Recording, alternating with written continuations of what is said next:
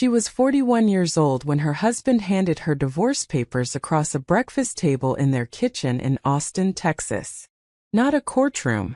Not a lawyer's office. A kitchen table with half-eaten toast still on the plate and the smell of fresh coffee in the air. Her name was Celeste. And on that particular Tuesday morning in March, she sat very still, holding the envelope with both hands, and said nothing for a long time. Her husband's name was Douglas, 44, regional VP of a mid-sized commercial real estate firm. He sat across from her in a pressed gray shirt, watching her face the way someone watches a stock ticker. He wasn't nervous. He was waiting. There is a difference. And Celeste noticed it. She noticed it the same way she noticed everything, quietly and completely, filing it away without reaction. "I think we've grown in different directions," he said, using a phrase so common it barely qualified as a sentence. "This is the best thing for both of us." Celeste looked up from the envelope. She didn't cry. She didn't ask who it was. She already knew. The late evenings. The conference calls that ended the moment she walked into the room. The way he had started talking about his network, with a pride that excluded her. She had seen it building for 2 years and said nothing, because she was the kind of woman who collected information before she moved.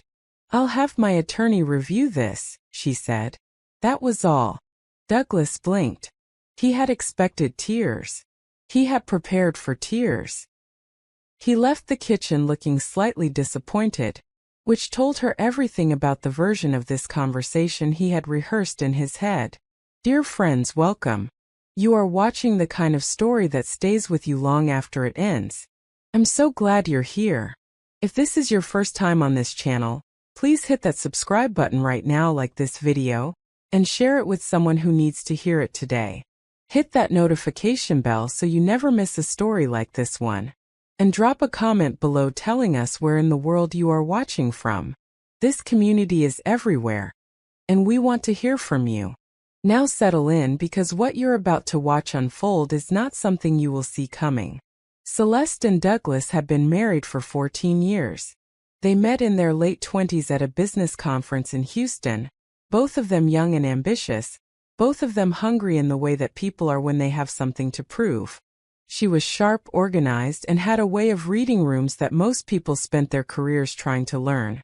He was charming, well-connected, and good at making other people feel like the most important person in the conversation. For a while they made each other better. She handled the details. He handled the people. It worked the way many marriages work, through a quiet and useful division of labor. What Douglas did not know, and had never thought to ask about, was the full scope of what Celeste did for a living. He knew she worked in brand consulting. He knew she had clients. He knew she traveled for work sometimes and came home tired but never complained. He had stopped asking about her work years ago, around the time he decided, without ever saying it aloud, that her career existed in the background of their life and his career was the main story. Men like Douglas often make this decision. They make it without a meeting or a memo. They simply start acting as though it is true, and wait to see if anyone corrects them. No one corrected him. What Douglas did not know was that Celeste had, over the course of 11 years, built a brand consulting firm that operated under a holding company called Strand Advisory Group. She had started it from a corner of their home office with 2 clients and a laptop. She had grown it methodically, without fanfare, without press releases, without ever mentioning it at dinner parties. Strand Advisory Group now employed 31 people across offices in Austin and Nashville. It had 11 active corporate contracts, 3 of which were with Fortune 500 subsidiaries. It billed $12 million annually. Celeste was not listed publicly as the CEO. The company held that detail behind a registered agent and a Delaware structure that her attorney, a quiet and brilliant woman named Harriet, had designed specifically for reasons that at the time had nothing to do with divorce. They had designed it for tax efficiency and competitive anonymity. But as Harriet would later say, sitting across from Celeste in her office in downtown Austin, The best structures are the ones that work in situations you never planned for. Douglas, in his certainty that he had already won, made one particular mistake. He had, 8 months prior, encouraged his firm to bring on a brand consulting partner for a major mixed-use development project they were bidding in Nashville. He had made that recommendation himself, feeling generous, feeling like a man who knew the right people. He had told his managing partner to reach out to Strand Advisory Group. He had even said, casually, over lunch with his managing partner, "They're solid. I've heard good things." He did not know what he was recommending. He did not know whose name sat behind that LLC. He had simply heard the name through a colleague and passed it along the way powerful men pass things along, as though their involvement is the value. Strand Advisory Group had signed a contract with Douglas's firm 7 months ago. It was a 14-month engagement. It was Celeste's firm's largest single contract of the year. Celeste had known about it the day the inquiry came in. She had reviewed the engagement herself, behind closed doors, and approved it. She had said nothing about it to Douglas. Not out of malice. At the time there was simply nothing to say. It was business. But she had noted the coincidence in the back of her mind and filed it away, in the same place she filed everything. Now, sitting in her attorney's office 3 days after the breakfast table ambush, Celeste placed a folder on the desk in front of Harriet. Inside it was the Strand Douglas firm contract, a copy of the divorce filing, and a single page of notes in Celeste's neat, controlled handwriting. Harriet read through everything slowly. When she finished, she set the folder down and looked at Celeste over her reading glasses. "He has no idea," Harriet said. It was not a question. Celeste shook her head once. "None." Harriet was quiet for a moment. "How do you want to handle this?" Celeste thought about that for exactly 4 seconds. "Properly," she said. And patiently. The woman Douglas was leaving Celeste for was named Renata. She was 32 and worked in the luxury events industry, which was a real job and a lucrative one, but Douglas had introduced her to his colleagues by describing her as a connector in the high net worth space, a phrase he used with audible satisfaction. Renata was tall, dressed the way people dress when money is recent and visible, and had the particular energy of someone who has been told they are exceptional so consistently that they have stopped doubting it. She and Douglas had been seeing each other for 8 months. He had bought her gifts during months when he had told Celeste the budget was tight. Celeste had noted this discrepancy at the time and said nothing. What Renata did not know, and what Douglas had not told her, was that his firm was in the middle of a high-pressure bidding process for a development contract in Nashville that represented nearly 40% of their projected revenue for the next 2 years. The bid depended heavily on the brand positioning work being done by their consulting partner. The consulting partner was Strand Advisory Group. The CEO of Strand Advisory Group was the woman Douglas had just handed divorce papers to at a kitchen table with half-eaten toast on the plate. The timeline for the final bid presentation was 11 weeks away. Celeste did not call Douglas. She did not reach out to his firm. She went to work. Every morning she sat in her office in a glass building off Congress Avenue and ran her company the way she always had. Methodically, without wasted energy, without drama. Her team noticed she seemed slightly more focused than usual, which they attributed to the Nashville project, and they were not wrong. She reviewed every deliverable personally. She ensured the work was excellent. She made sure that when the time came, no one could point to the quality of the work as a reason for any decision she might make. There is a particular kind of intelligence that looks like patience from the outside. The people around Celeste saw patience. What was actually happening was precision. She was measuring distances, reviewing structures, and waiting for the correct moment with the same calm she brought to every major business decision. Her younger sister Dana, who was one of the very few people who knew the full picture, called her one evening during this period. "Are you okay?" Dana asked. There was a silence. "I'm focused," Celeste said. Dana knew her sister well enough to understand what that meant. Don't let it eat you, Dana said. I'm not eating it, Celeste replied. I'm using it. At week 5 of the 11-week countdown, Douglas's managing partner, a man named Russell, reached out to Strand Advisory Group to schedule a mid-project check-in. The meeting was routed through Celeste's project manager, as all client communications were. Celeste reviewed the request and made one quiet decision. She would attend the meeting, not as Douglas's wife, as the CEO of Strand Advisory Group. She had never attended a client meeting for this account before. There was no policy against it. It was simply a decision the CEO of a consulting firm had the right to make.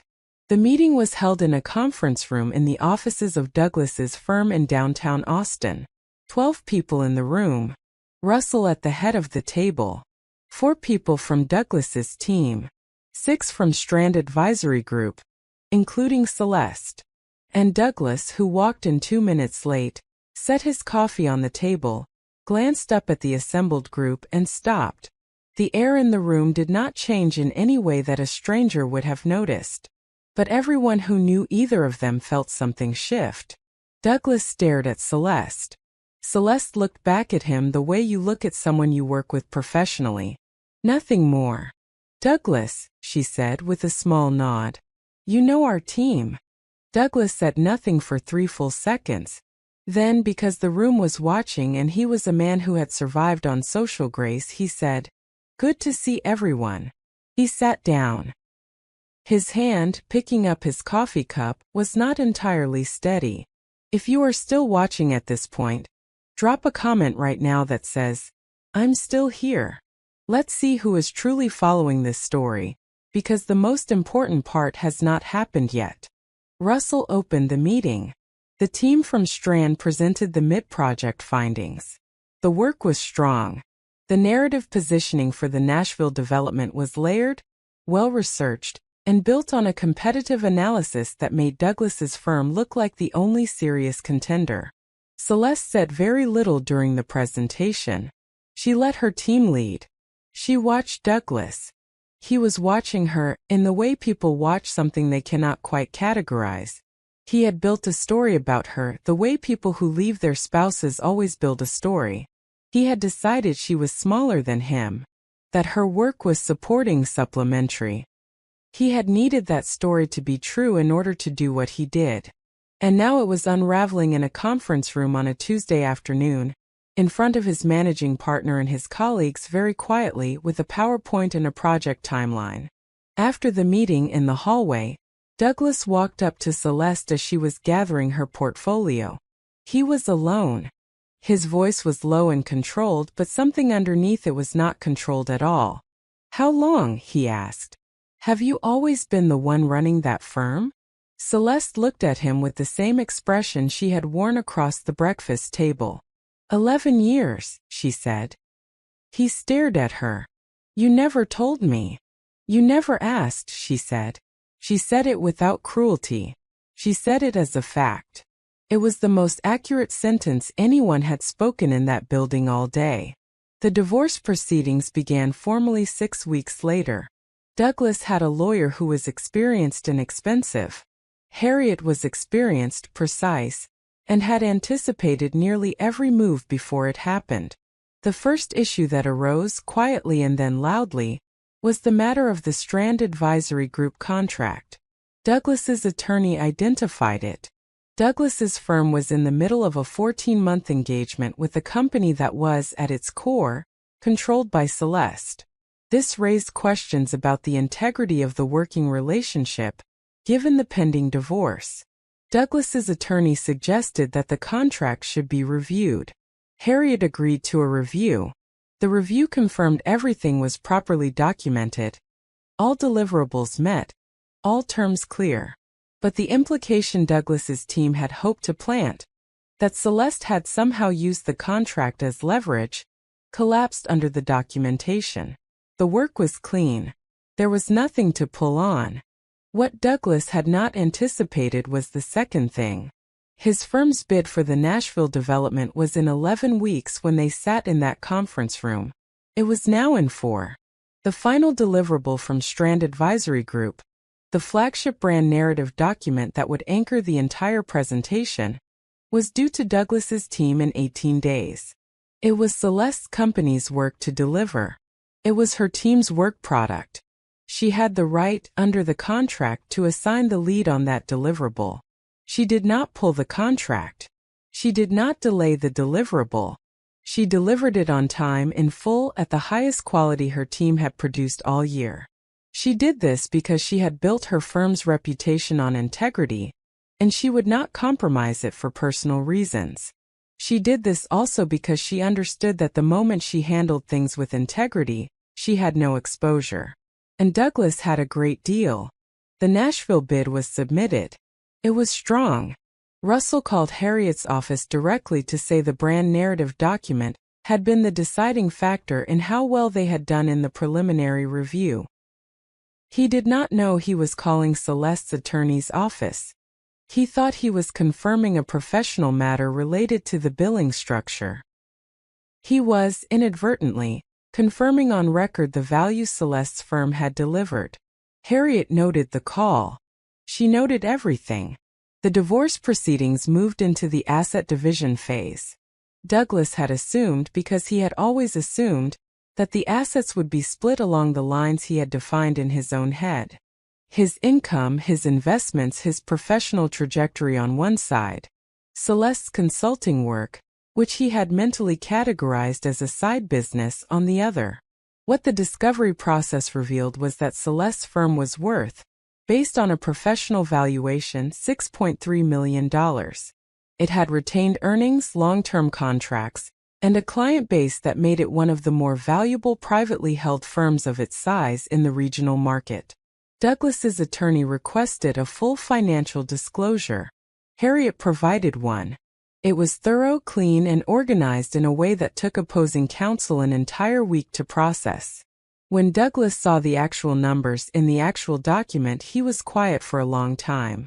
His attorney later told Harriet, in one of those candid moments that happen between professionals who respect each other, that Douglas had not spoken for almost 3 minutes when he read the valuation report. There was a mediation meeting scheduled for a Thursday morning in late June at a neutral office in North Austin. Celeste arrived 7 minutes early, wearing a charcoal blazer and reading something on her phone with the focused calm of someone between meetings. Douglas arrived exactly on time with his attorney, a man named Victor who had the practiced neutrality of someone very good at managing clients in distress. Victor looked competent. Douglas looked like he had not slept well in several weeks. Celeste looked like she had. Harriet sat beside Celeste, her legal pad open, her pen uncapped, her expression giving nothing away. The mediator opened by reviewing the submitted positions from both parties. Douglas's initial position had requested a division that kept Strand Advisory Group in Celeste's column, but valued it at significantly less than the professional valuation. His team had commissioned their own countervaluation. The countervaluation came in at $3.8 million. The mediator acknowledged both numbers and asked both parties to speak to their positions. Victor presented Douglas's argument that the firm, while valuable, had been built during the marriage and its growth trajectory was tied to connections and stability the marriage provided. He was careful, but the implication was clear. He was suggesting Douglas's social capital had contributed to the firm's growth. Harriet waited for him to finish. Then she placed a single document in front of the mediator. It was a revenue timeline for Strand Advisory Group, showing year-over-year growth, the names of client sectors, and the source of each major contract. Not one of the firm's 11 active contracts had originated from Douglas's network or his firm, with one exception: Douglas's own firm's contract, which Celeste had accepted not because she needed it, but because she had reviewed it on its merits and it met her standards. The room was quiet for a moment. The mediator reviewed the document. Victor leaned over to Douglas and said something in a low voice. Douglas shook his head slightly. He was looking at the document. He was looking at it the way a person looks at something they genuinely did not understand before. Celeste sat still. She did not watch Douglas's face. She had already moved past needing to see his reaction. That was not why she was there. She was there to resolve this correctly and move forward. The settlement took an additional 4 weeks to finalize. Celeste retained full ownership of Strand Advisory Group, valued at $6.1 million, a number both parties agreed to after a second independent valuation. She retained a significant portion of their shared property, including their home in Austin, which she had quietly maintained with her own income for the majority of the past 4 years while Douglas had overextended himself in a side investment that had not paid off, a fact also documented in the discovery process. Douglas retained his career, his professional accounts, and approximately 40% of their shared liquid assets, a division that, given the full financial picture, he was fortunate to receive. Victor told Douglas this directly. Douglas did not argue. Renata, for her part, attended a fundraiser gala with Douglas in August, 2 weeks after the settlement was signed, at a venue in the Domain in Austin. It was the kind of event where people from the business community gathered, and the room smelled like expensive candles and career ambition. Celeste was also at this event. She had been invited by one of her corporate clients and had considered not attending. She attended because she had a relationship with the client worth honoring, and she was not going to rearrange her professional life around Douglas's presence anywhere. She arrived with Dana and 2 colleagues. She wore something simple and dark and spent the evening in conversation with people she had known for years. She did not seek Douglas out. She did not avoid him. When they were near each other at the drinks reception, Douglas looked at her the way people look at something they once underestimated and cannot stop thinking about. Renata looked at her with the sharp and specific attention of a woman who has just understood the shape of what she walked into. Celeste smiled at both of them, briefly and without warmth or coldness, and returned to her conversation. There is a moment in every story like this one when the person who was supposed to be diminished simply keeps existing at full size. That was Celeste at that gala. Not triumphant. Not bitter. Just fully present in a room where someone had expected her to be absent or broken. Dana stood beside her at one point and handed her a glass of sparkling water. "You doing okay?" she asked quietly. Celeste looked around the room for a moment. At the lights, the conversation, the people she had built relationships with over 11 years of quiet, consistent, serious work. "I'm good," she said. And it was true. She was back in her office by 9 the next morning.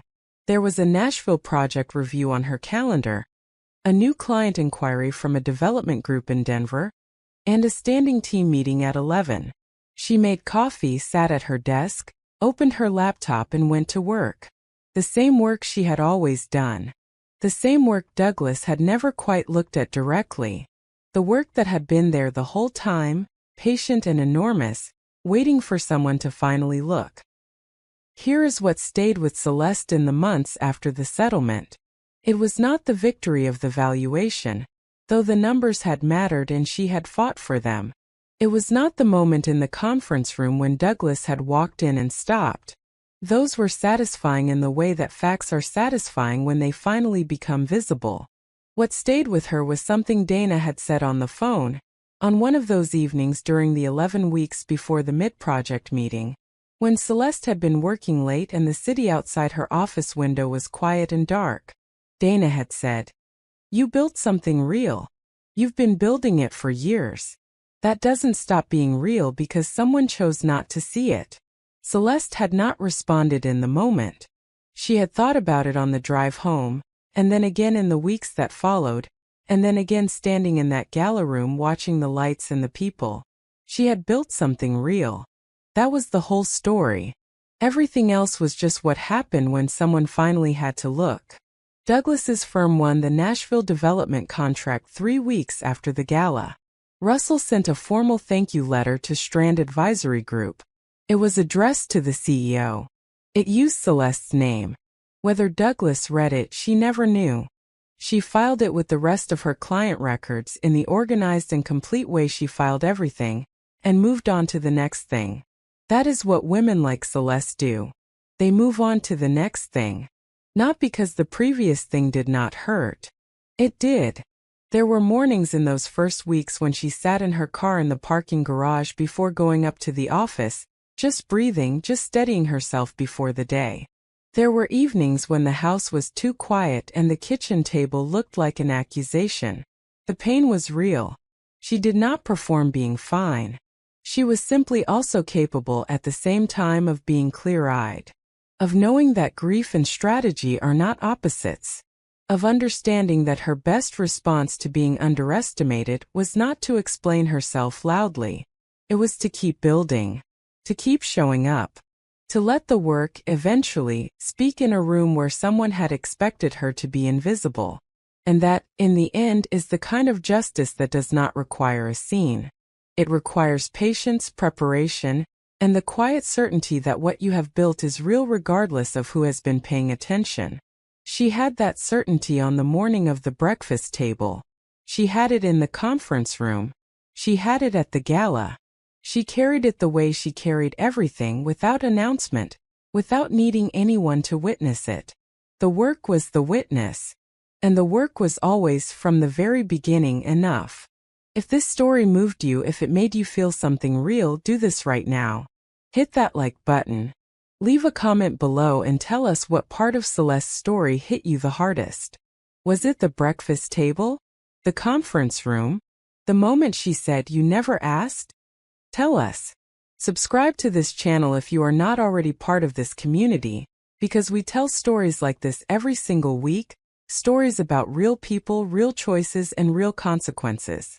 Share this with someone who needs to hear it today. Someone going through something. Someone who has been underestimated. Someone who is in the middle of building something real and wondering if anyone will ever see it.